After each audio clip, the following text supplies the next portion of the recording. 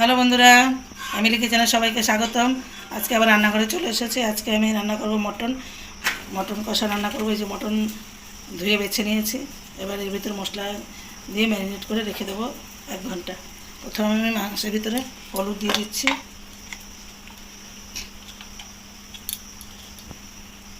হলুদ দিয়ে দিলাম। এবার দিয়ে দেবো লঙ্কা গুঁড়ো,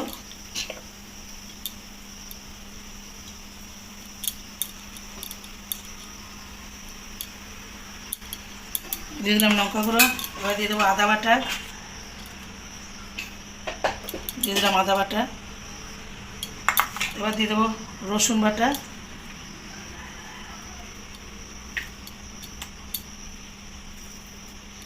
দিয়ে দিলাম রসুন বাটা। এবার দিয়ে দেবো পেঁয়াজ আর টমেটো একসাথে পেস্ট করে রেখেছি, সেই পেঁয়াজ টমেটো পেস্ট করে দিয়ে দিচ্ছি। এবার দিয়ে জিরে গুঁড়ো। হ্যালো বন্ধুরা, ফ্যামিলি কিচেনে সবাইকে স্বাগতম।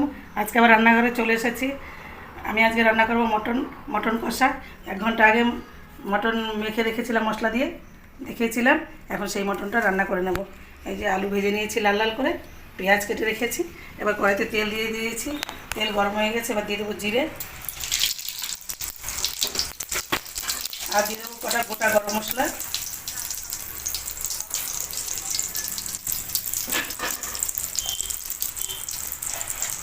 এবার দিয়ে দেবো আমি তেজপাতা।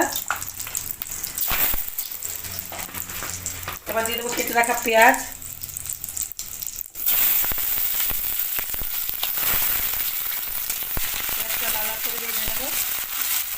পেঁয়াজটা লাল লাল করে ভেজে নিয়েছি। এবার দিয়ে দেবো মশলা মেখে রাখা, ম্যারিনেট করে রাখা মাংস।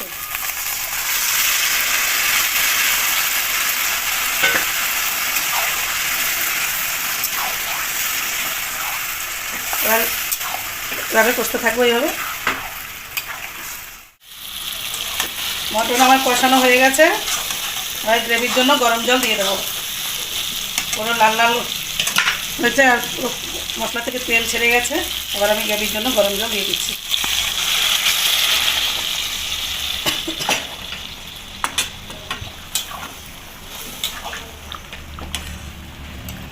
বন্ধুরা, মটন আমার রান্না হয়ে গেছে।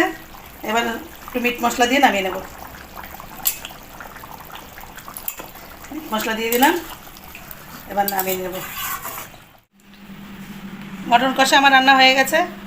যদি আমার এই রান্নাটা তোমাদের ভালো লাগে, লাইক কমেন্ট শেয়ার করে আমার পাশে থাকবে।